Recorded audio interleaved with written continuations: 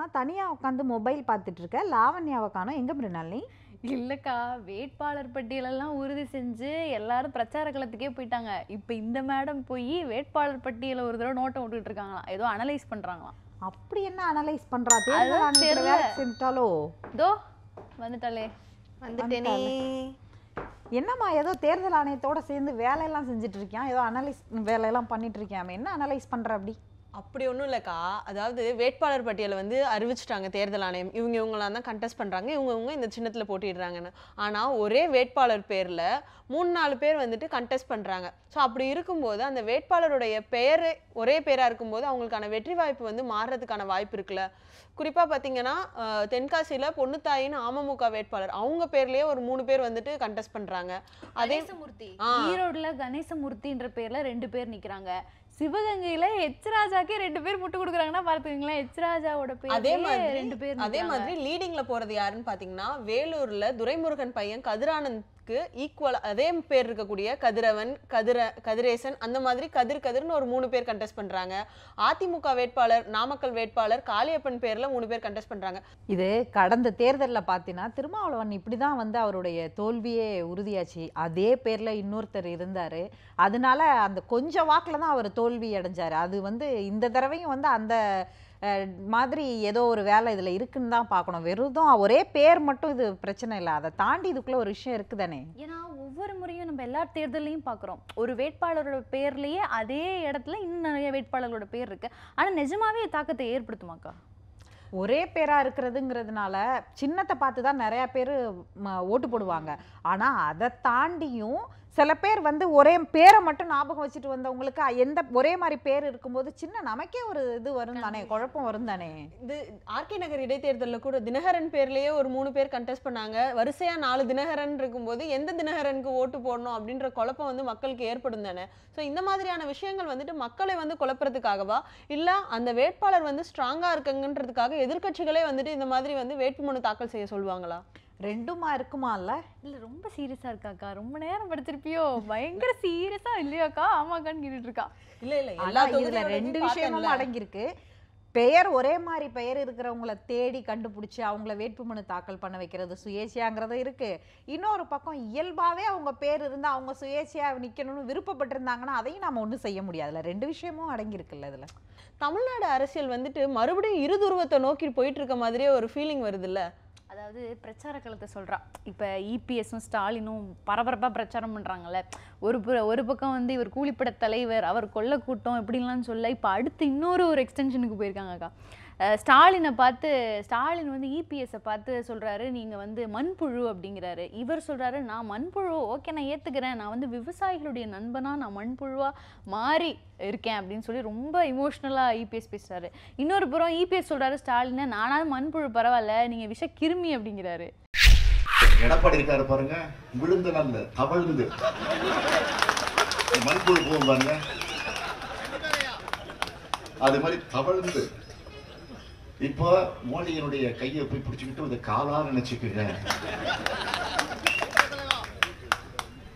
உங்களை கூட்டணி வச்சுக்கிறோம், எங்களை மட்டும் காப்பாத்துங்க, குட்கால இருந்து காப்பாத்துங்க, செய்யாதோட வீட்டுல ரைடு நடந்தது காப்பாத்துங்க, அதே மாதிரி சிபிஐ என்கொயரி நடந்துட்டு காப்பாத்துங்க, இப்போ கொடநாட்டில் இருக்கக்கூடிய கொலையிலிருந்து நான் காப்பாத்துங்க.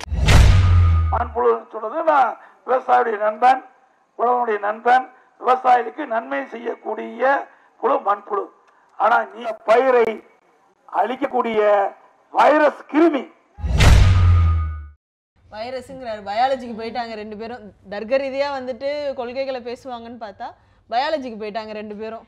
நீங்க இது 2ஐயும் வாட்ச் பண்ணும்போது இன்னொரு விஷயத்த பார்த்தியா, இவர் அவரை திட்டுறாரு, அவர் இவரை திட்டுறாரு. ஆனா களம் வந்து அதிமுக கூட்டணி திமுக கூட்டணின்னு மட்டும் இல்லை, களம் வந்து இந்த தடவை வந்து ஒரு மல்டி ஃபேக்டராக தான் இருக்குன்னு பார்க்கலாம். இன்னும் பார்த்தா வந்து சீமான் இருக்காரு, டிடிவி இருக்கிறாரு, கமல் இருக்காரு. ஆனால் இவங்க 2 பேரும் மட்டும் மாற்றி மாற்றி திட்டி இவங்க பக்கமே ஃபோக்கஸை வச்சுக்கிறாங்க இல்லையா.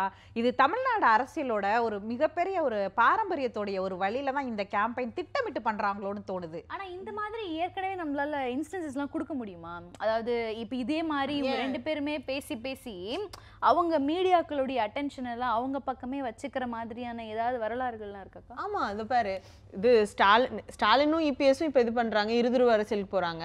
அதே மாதிரி தானே ஜெயலலிதாவும் கருணாநிதியும் இருதுருவ அரசியலா தான் இருந்துச்சு. அதுக்கு முன்னாடி கருணாநிதி எம்ஜிஆர்னு இருதுருவ அரசியலா இருந்துச்சு.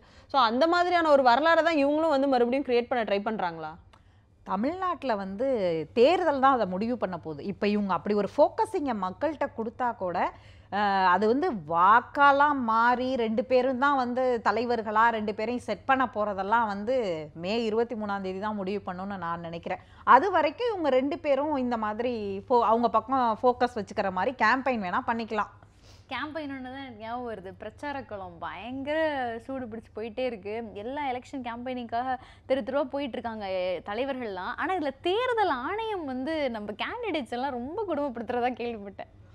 கேண்டிடேட்ஸ் கொடுமைப்படுத்துறாங்கன்றதுனால எனக்கு ஞாபகம் வருது. ஆரத்தி எடுக்கிறதுக்கு ரெஸ்ட்ரிக்ஷன், சால்வை போத்துறதுக்கு ரெஸ்ட்ரிக்ஷன். எப்போவுமே தேர்தல் ஆணையம் வந்து தேர்தல் செலவினம்லாம் வேட்பாளர் என்னென்ன செலவு பண்ணுறாங்க, எங்கெங்கே பிரச்சாரம் பண்ணுறாங்க, அவங்க பிரச்சாரத்துக்கு வந்து பிரச்சார வாகனம் என்ன பயன்படுத்துகிறாங்க, பிரச்சாரத்துக்கு எவ்வளவு பேர் வராங்க, அவங்களுக்கு என்ன செலவு பண்ணுறாங்க, அதே மாதிரி பேம்ப்ளெட்ஸ் கொடுக்குறாங்களா, இதெல்லாம் தான் கணக்கில் எடுத்துகிட்டு இருந்தாங்க. ஆனால் ஒருத்தவங்க வந்துட்டு ஆரத்தி எடுத்து அவங்க வந்துட்டு அவங்களோட செலவில் வந்துட்டு பூங்கொத்து கொடுத்தாலோ அவங்களோட செலவில் சால்வை போத்தினாலோ அதுவும் வந்து வேட்பாளர் கணக்கில் தான் வரும் அப்படின்ற மாதிரியான விஷயங்கள்லாம் இந்த தேர்தலில் வந்துட்டு பண்ணிட்டு இருக்காங்களாம். நானும் பார்த்தேன். அதாவது திமுகவுடைய பிரச்சாரத்தில் தென்சென்னை வேட்பாளர் தமிழச்சி தங்கப்பாண்டியனோட ஆதரித்து மா சுப்பிரமணியம் மாவட்ட செயலாளர் கூட போகும்போது அவர் பிரச்சாரத்தில் வாக்கு கேட்டதை விட அதிகமாக கத்திக்கிட்டு போனது என்ன தெரியுமா? அதாவது யாரும் வந்து சால்வை கொடுக்காதீங்க, 200 வேட்பாளர் கணக்கில் எழுதிடுவாங்க, யாரும் சால்வை கொடுக்காதீங்க, 200 வேட்பாளர் கணக்கில் எழுதிடுவாங்கன்னு இப்படியே பிரச்சாரம் பண்ணிக்கிட்டு போனார். இன்னொன்று என்னென்னா, தேர்தல்ங்கிறது வந்து ஒரு திருவிழான்னு தமிழ்நாட்டில் சொல்கிறாங்கல்ல. அதாவது வட மாநிலங்களில் அந்த வார்த்தையை பயன்படுத்துறது கிடையாது. இன்னும் இங்கிலீஷில் எங்கேயாவது டிரான்ஸ்லேட் பண்ணி எலெக்ஷன் கார்னிவல், எலெக்ஷன் ஃபெஸ்ட்டுன்னு சொல்கிறாங்கன்னா கிடையாது.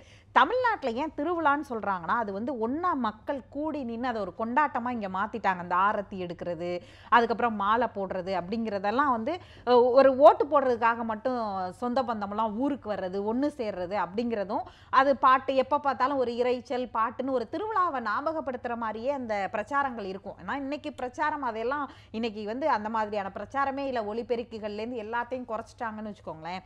ஆனால் இந்த இடத்துல முக்கியமாக நமக்கு கேள்வியாக இருக்கிறது என்ன அப்படின்னு பார்த்தீங்கன்னா, எல்லா கட்சிக்குமே இந்த மாதிரி சொல்றாங்களா இல்லை எதிர்கட்சிகளுக்கு மட்டும்தான் இந்த மாதிரி தேர்தல் ஆணையம் கெடுபிடியான்னு ஒரு கேள்வி இருக்குல்ல. தேர்தல் ஆணையம் ஒரு விஷயம் சொல்றாங்கல்ல, இப்போ அக்கா சொல்றாங்களே இந்த மாதிரியான ரெஸ்ட்ரிக்ஷன்ஸ்லாம் இருக்கு, அதனால வந்து போட மாட்டேங்கிறாங்க, போடாதீங்கன்னு சொல்றாங்கன்னு. தமிழச்சி விஷயத்திலேயே ஒரு வேட்பாளர் ஒரு வேன்ல ஏறி நின்றுட்டு இருக்கும்போது கூட இருக்கிறவங்க வந்து நீங்க சால்வை போடாதீங்க, நீங்க மாலை போடாதீங்க, எதுவுமே பண்ணாதீங்க அப்படின்னு ரெஸ்ட்ரிக்ட் பண்றது அந்த வேட்பாளரை தூக்கி ஒரு இடத்துல நிறுத்துது. ஓ அவங்க இவ்வளோ பெரிய ஆளு போடல, பப்ளிக்கை வந்து அவங்க அண்ட விட மாட்டேங்கிறாங்க. இது வந்து இதனால வந்து நிச்சயமா பார்க்குற மக்களுக்கெல்லாம் ஒரு நெகட்டிவான இது வராது. கண்டிப்பா. ஏன்னா பெண்கள் ஆரத்தி எடுக்கணும், நம்ம கூட வந்து நின்னுக்கணும், போட்டோ எடுத்துக்கணும் அப்படின்லாம் எதிர்பார்ப்பாங்கல்ல. ஆனா இப்ப வந்து இந்த தேர்தல் ஆணையத்துடைய கெடுபிடினால அதெல்லாம் சால்வை கொடுக்காதீங்க கையை கொடுங்க, சால்வை கொடுக்காதீங்க கையை கொடுங்கன்னா அதுதானே மாறுது. டிடிவி தினகரன் தரப்புல கூட சொல்லியிருக்காங்க. ஆமா, அதாவது என்னன்னா இது வந்து மா சுப்பிரமணியம் சொன்னாருன்னு நீங்க சொன்னீங்க. அதே மாதிரியான ஒரு விஷயத்த வந்து ஜெயன் பலகன் சொன்னாரு. சால்வை போடாதீங்க, பூங்கொத்து கொடுக்காதீங்க, அதுக்கு பதிலாக வந்துட்டு அதை ஒரு ஓட்டா வாங்கிட்டு வந்து கொடுங்க. இது ஆனால் ஆளுங்கட்சி தரப்புல இருந்து இந்த மாதிரியான விஷயங்கள் வந்துட்டு நம்ம காதுல இது வரைக்கும் வரல. வட மாநிலங்கள்லையும் பார்த்தா அங்கே வந்து சால்வை போடுறது இல்லை அந்த மாலை போடுறது அப்படிங்கிறதெல்லாம் தொடர்ந்து நடந்துட்டு இருக்கு. பிரியங்கா காந்திக்கு தினமும் மாலை போட்டுட்டு தானே இருக்காங்க, நம்ம அதெல்லாம் பார்த்துட்டு தானே இருக்கோம். அவங்க கழுத்தில் மாலையோட தான் வலம் வராங்க ஏரியா முழுக்க. ஆனால் இங்கே ஆளுங்கட்சி தரப்பில் அப்படி கொடுத்துருக்கா இல்லை எதிர்கட்சிக்கு மட்டும் இந்த மாதிரி நெருக்கடி இருக்கா அப்படிங்கிறது தான் இதில் நாம் பார்க்க வேண்டிய ஒன்றா இருக்கு இல்லையா. நம்ம ஏற்கனவே பேசின மாதிரி இபிஎஸும் ஸ்டாலினும் அவங்க பக்கம் வந்து அவங்க எல்லாரோட அட்டென்ஷனையும் அவங்க பக்கம் கேதர் பண்ணுறாங்க அப்படின்னு நம்ம பேசணும். ஆனால் அதே மாதிரி களத்தில் இருக்கிற 2 பேர், ஃபார் எக்ஸாம்பிள் இப்போ டிடிவி தினகரன் கமல் அப்படின்னு எடுத்துக்கும் போது அவங்க மேலே அட்டென்ஷன் போகல அப்படின்னு சொன்னோம். அப்போ அரசியலில் யார் வாக்கு போடுறா அவங்களே ஒரு டிசைனிங் ஃபேக்டராக இருக்காங்களக்கா. ஒரு கட்சியை சார்ந்தவங்க அந்த தேர்தலுடைய வெற்றியை தீர்மானிக்கிறாங்கல்ல, அந்த மாதிரியான வரலாறுகள் என்ன? அதாவது வந்து பார்த்தீங்கன்னா இதுக்கு முன்னாடிலாம் வந்து எப்போதுமே தமிழ்நாட்டில் வந்து ஒவ்வொரு தேர்தலின் போதும், அதாவது மூப்பனார் வந்து தனியாக நின்று இங்கே வந்து அவர் வந்து ஒரு பவர் சென்டராக மாறினது, ரஜினி அதுக்கு ஆதரவு தெரிவித்தது. அப்புறம் ஒரு பீரியடில் திமுக தாண்டி மாற்றாக வந்து விஜயகாந்த் வந்தது அப்படின்னு ஒவ்வொரு தேர்தலுக்குமே இந்த மாதிரி வந்து ஒரு ஆட்கள் வந்து வெளியிலேருந்து புதுசாக வருவாங்க. அவங்க வந்து இந்த 2 கட்சிகளுடைய வெற்றி தோல்வியை டிசைட் டிசைட் பண்ணக்கூடிய இடத்துல கணிசமான வாக்குகளை பிரிக்கிறதையெல்லாம் நம்ம பார்த்துருக்கோம். அந்த மாதிரி இந்த தேர்தலில் வந்து டிடிவியும் கமலும் இருப்பாங்க அப்படின்னு சொல்லப்படுது. வெறும் அதிமுக திமுகன்னு இது இருக்காது. புது வரவா இவங்க 2 பேரும் ஒவ்வொரு தேர்தலையும் தமிழ்நாடு பார்த்த மாதிரி இருக்கும்னு இந்த தடவை சொல்லுவாங்கன்னு நினைக்கிறேன். நான் என்ன நினைக்கிறேன்னா, கமலை பொறுத்த வரைக்கும் ஒரே மாதிரியான பிரச்சாரத்தை தொடர்ந்து பண்றாரோங்கிற மாதிரியான விமர்சனங்கள்லாம் வர்றதை பார்க்குறேன். எனக்கு அப்படி தோணுது. ஏன்னா வந்து நான் வந்து இவ்வளோ நாள் மக்கள் என்னை நடிக்க வச்சாங்க, மக்கள் என்னை உச்சத்தில் இருக்க வச்சாங்க, அதனால நான் அவங்களுக்கு ஒரு நன்றி கடன் பண்றேன், அரசியலில் வந்து அவங்களுக்கு நன்றி கடன் பண்றேன்னு சொல்றாரு. ஆனா அந்த வாதம் வந்து எடுபடுமா? அவரோட வாக்குகள் வந்து இங்கே யார் வெற்றி பெற போறாங்கிறத தீர்மானிக்கிறதா இருக்குமா அப்படிங்கிறது எனக்கு டவுட்டாக தான் இருக்கு. கமலாவது வந்துட்டு நன்றி கடனுக்காக வந்தன்னாரு, இன்னொருத்தர் போர் வரும்னு இன்னும் வந்துட்டு வராமலே இருக்காரு. அந்த அவருடைய அறிக்கை வந்துட்டு எந்த அளவுக்கு இந்த தேர்தலில் வந்து எடுபடும்க்கா? அந்த அறிக்கைக்கான முக்கியத்துவங்கிறது நான் சட்டமன்ற தேர்தலில் வர்றேன் அப்படின்னு அவர் சொல்றாரு. எல்லாருக்கும் என்ன அந்த இடத்துல கேள்வி வரும்னா, கிட்டத்தட்ட ஒரு மினி சட்டமன்ற தேர்தலே இப்போ நடந்துட்டு இருக்கேப்பாங்க. ஒரு இடைத்தேர்தல் ஒரு 19 தொகுதிக்கு நடந்துகிட்டு இருக்கு புதுச்சேரியோட சேர்த்து. ஏன் நீங்க வந்து இப்போ வந்து வரமாட்டேன், நாங்க முழுசா 234 தொகுதிக்கு அறிவிக்கும் போது தான் வருவேன், குறைஞ்சபட்சம் இதை வந்து அவங்க வந்து ஒரு இது இப்போ வந்து ஒரு செமிஃபைனல் மாதிரி இதில் வந்து அவங்க இறங்கி பார்த்துருந்தாவது அடுத்ததுக்காக ஒரு அவங்களுக்கு எக்ஸ்பீரியன்ஸ்க்காகவாது இருந்திருக்கும். ஆனா வரமாட்டேன்னு சொல்லிட்டாரு. ஆனா நம்ம பேசுறோம் யாரு வந்து வாக்குகளை யார் பிரிக்க போறா, எந்த கட்சி வெற்றி பெற போகுதுன்னு நம்ம பேசுறோம். ஆனா இவ ஏற்கனவே சொன்ன மாதிரி வாக்காளர்ல பெண்களை வந்து யார் ஈஸியா ஈர்க்க முடியும், என்ன மாதிரி விஷயங்கள் வந்து ஒவ்வொரு தேர்தலையும் பெண்களோட வாக்குகளை ஈர்க்குது அப்படிங்கிறது எனக்கு எப்பவுமே ஒரு கேள்விக்குறியாவே இருந்திருக்கு. ஒரு தடவை பார்த்தோம்னா தண்ணி பஞ்சம் வரும், தண்ணி பஞ்சத்தால பாதிக்கப்பட்டவங்க எல்லாம் இன்னொருத்தவங்க ஓட்டு போடுவாங்க, அது மாதிரி ஒரு பக்கம் வறுமை வரும், இந்த மாதிரியான விஷயங்கள். அது மாதிரி இந்த தேர்தல் என்ன இருக்க போகுதுங்கிறது இந்த தேர்தலில் தான் நிறைய விஷயங்கள் இருக்கே. அதாவது வந்து எல்பிஜி சிலிண்டருடைய மானியம் வந்து முன்னாடி வந்து அவங்க வீட்டிலேருந்து கொடுக்குற பைசா வந்து கம்மியாக இருக்கும், மானியம் வந்து பாதி வந்து அரசே இது பண்ணிடும். இப்போ என்னன்னா நீங்கள் முழு காசை எடுத்து கொடுக்க வேண்டியதாக இருக்குது. ஆனால் அக்கௌண்ட்டில் வந்து உங்களுக்கு வருது, அது அக்கௌண்ட்டில் எப்போ வருது அப்படிங்கிறது கூட யாரும் சரியாக வந்து அதை பார்க்குறதுக்கு கூட முடியலை அப்படிங்கிற ஒரு சூழ்நிலை இருக்குது. சில பேருக்கு இன்னும் வரலைங்கிறாங்க, சில பேருக்கு எனக்கு சரியாக வந்துருச்சுங்கிறாங்க. அப்படி ஒரு குழப்பம் இருக்குது. இன்னொன்று 1000 ரூபா தனியாக எடுத்து வைக்க வேண்டியதாக இருக்காப்பா, கேஸ் தீர்ந்து போச்சுனாவே ஐயோ 1000 ரூபாய் அப்படிங்கிற ஒரு மனநிலைக்கு இருக்காங்க. இது பெண்கள் கிட்ட வந்து இந்த கேஸ் சிலிண்டர் விஷயம் இந்த தடவை வந்து ஓட்டு போடும்போது கண்டிப்பா ஏதாவது ஒரு சேஞ்சஸை கொண்டு வரும் அப்படின்னு. அதே மாதிரி டிமானிட்டைசேஷன் கூட நம்ம ஏற்கனவே பேசிட்டு இருந்தோம், ஞாபகம் இருக்கா உனக்கு? ஏன்னா நம்ம ஒவ்வொரு தாய்மார்களும் அந்த நொடியில வந்து சிரமப்பட்டதை நம்ம வந்து எல்லாருமே பகிர்ந்துக்கிட்டாங்க, நம்ம டிவிலையும் பார்த்தோம், எல்லாருமே பேசினாங்க. எனக்கு ஏன்னா அது ஒரு டிசைடிங் ஃபேக்டரா இருக்குமோன்னு தோணுது. இவ சொன்னது ரொம்ப முக்கியமானதுக்கா. ஏன்னா பெண்கள்லாம் வந்து வீட்டில் அங்கங்கே வந்து ஒரு இடத்துல வந்து சேமித்து வச்சுருப்பாங்க.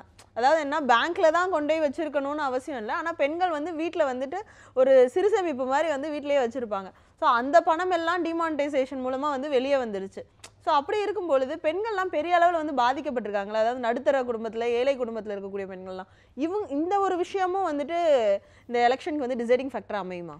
இது மாதிரி நிறைய டிசைடிங் ஃபேக்டராக சொல்லலாம். அதாவது ஆனால் முக்கியமாக வந்து எல்லா கட்சிகள்லையும் சொல்லியிருக்கக்கூடிய இந்த தடவை வந்து இந்த நிதி திட்டங்கள் தான் ரொம்ப பெரிய அளவில் பேசப்படும்னு நான் நினைக்கிறேன். அதாவது ஒரு பக்கம் வந்து ஆளும் கட்சி தரப்புல, அதாவது மத்திய அரசே வந்து பார்த்தீங்கன்னா 6000 ரூபாய் பணம் தர்றதா சிறு குறு விவசாயிகளுக்கு தர்றதா அறிவிச்சது. உடனே ராகுல் காந்தி சொன்னார், நான் வந்து அவர் என்ன 6000 ரூபாய் வருஷத்துக்கு தர்றது, நான் மாதத்துக்கு 6000 ரூபாய் தரேன் அப்படின்னு அவர் சொன்னார். தமிழ்நாட்டில் என்னன்னா அது என்ன கணக்குனே தெரில. இப்போ மட்டும் நாங்கள் சிறப்பு நிதியாக வந்து அமைப்பு சாரா தொழிலாளர்கள் வறுமை கோட்டு கீழே உள்ளவங்களுக்கு 2000 ரூபாய் தரேன்னா அவங்க ஒரு நிதி திட்டத்தை அறிவிக்கிறாங்க. இதையெல்லாம் தாண்டி எல்லாருமே சொல்லியிருக்காங்க கல்வி கடன் ரத்து, விவசாய கடன் ரத்துன்னு. இதையெல்லாம் எங்கேருந்து செய்ய போகிறாங்க, எங்கேருந்து நிதி வரப்போகுது, டப்பு வரப்போகுதுன்னு தான் தெரில. இவ்வளவு வந்துட்டு நம்ம டப்பு பற்றி பேசுகிறோம். இன்னைக்கு வந்துட்டு ரொம்ப அதிகமாக வந்து பேசிகிட்டு இருக்கக்கூடிய விஷயம் என்ன தெரியுமா, ராகுல் காந்தி வந்துட்டு தென் மாநிலத்துக்கு வந்து வர போகிறாரு. இதுதான் வந்து எல்லாருமே வந்துட்டு பேசிகிட்டு இருக்காங்க. என்னன்னா அவர் வந்துட்டு எப்போவுமே நார்த் இந்தியாவில் தான் வந்து அவர் கண்டெஸ்ட் பண்ணுவார்.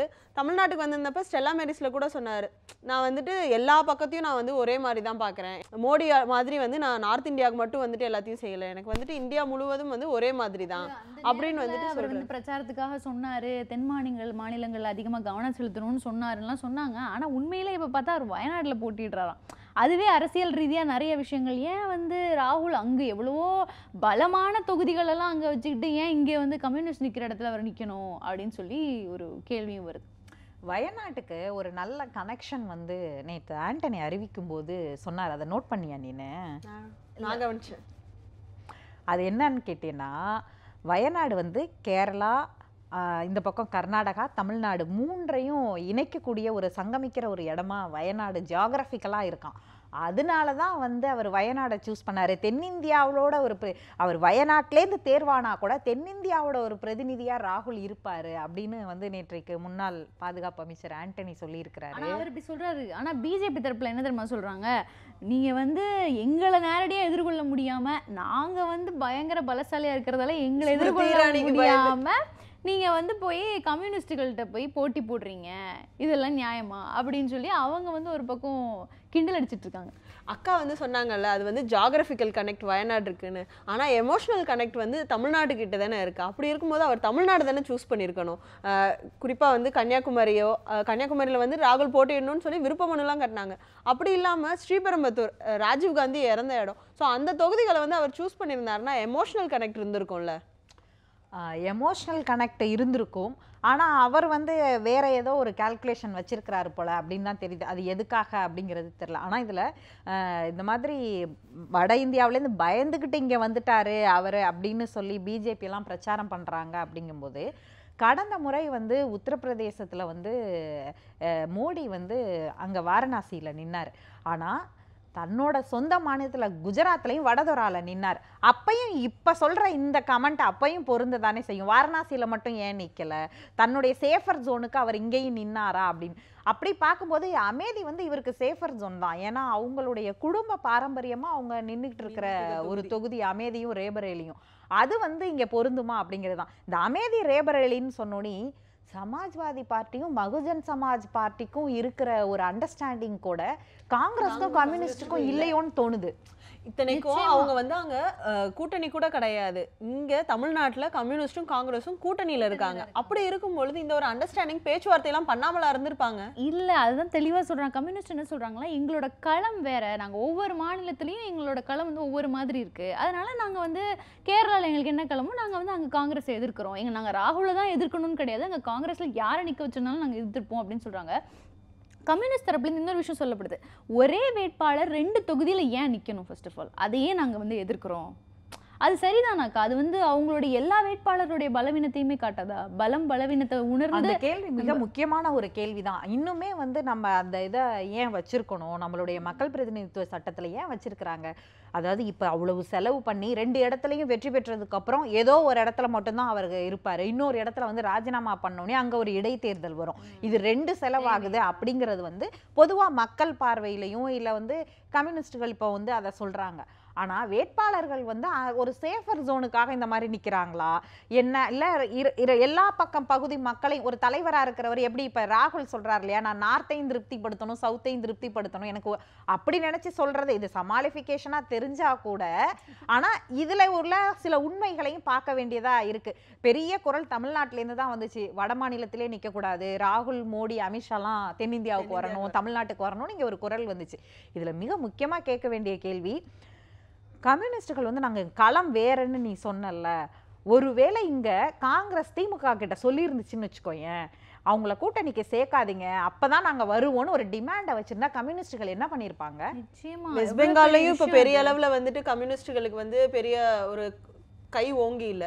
ஆனா அவங்க நம்பி இருக்கக்கூடியது வந்து கேரளா மட்டும்தான். அப்படி இருக்கும் பொழுது நீங்க சொன்ன மாதிரி வந்து ஒரு செக் வச்சிருந்தாங்கன்னா என்ன நடந்திருக்கும்? அது ஒரு மிக முக்கியமான விஷயம் இல்ல. ஏன்னா இப்ப வந்து அவங்க பாலை தூக்கி டைரக்டா வந்து கள நிலவரத்தின் மேல போடுறாங்க. அதாவது ஒட்டுமொத்த இந்தியாவுக்கும் நம்ம ஒரு பிரதமர் வேட்பாளரை முன்னிறுத்தி எல்லா கட்சிகளும் வந்து இங்க குறிப்பா தமிழகத்துல வந்து எல்லாருமே பேசிட்டு இருக்கும்போது மோடியா ராகுலான்னு சொல்லும்போது, இங்க திமுகல பிரதான கூட்டணியில் இருக்கிற காங்கிரஸ், அந்த கூட்டணியில் இருக்கிற கம்யூனிஸ்ட் வந்து ராகுலை ஆதரிக்கல அப்படிங்கிறதே வந்து பொதுமக்களுக்கு ஒரு கன்ஃபியூஷனாவே இருக்கும்.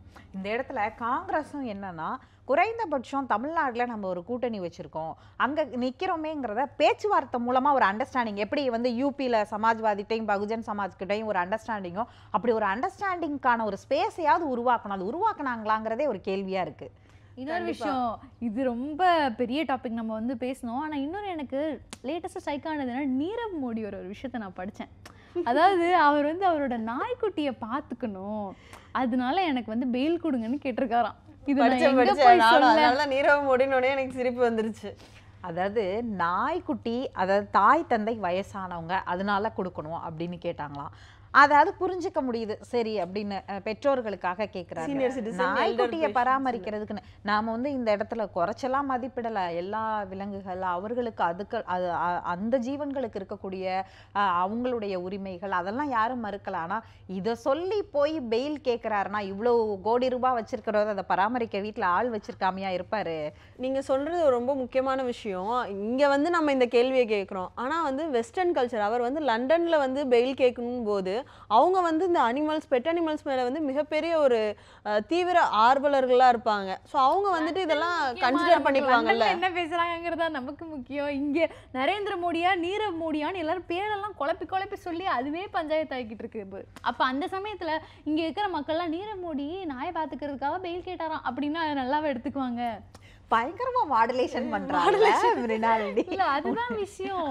நாயை பாத்துக்கிறதுக்காக அவர் பெயில் கேட்டதில்ல, அதெல்லாம் கொடுக்க முடியாதுன்னு சொல்லிடுச்சு கோர்ட்.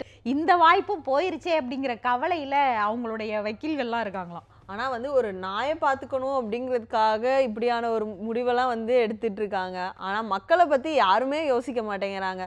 மக்கள் எவ்வளவு வந்து பிரச்சனைகளை வந்துட்டு ஃபேஸ் பண்ணிட்டு இருக்காங்க, குறிப்பா பெண்கள். ஏன்னா நம்ம வந்து பார்த்தோம்னா இப்போ வந்து தமிழ்நாட்டில் வந்துட்டு தமிழ்நாடு தான் வந்து பெண்களுக்கே பாதுகாப்பான மாநிலம் அப்படின்னு சொல்லிட்டு இந்தியா அளவில் வந்து சொல்லிக்கிட்டு இருக்காங்க. ஆனால் வந்து சமீபத்தில் நடக்கக்கூடிய சம்பவங்கள்லாம், அதுவும் கோயம்புத்தூரில் நடக்கக்கூடிய சம்பவங்கள்லாம் ஒரு பெரிய வந்துட்டு அதிர்வலைகளை தான் வந்து நமக்கு வந்து ஏற்படுத்திட்டு இருக்கு.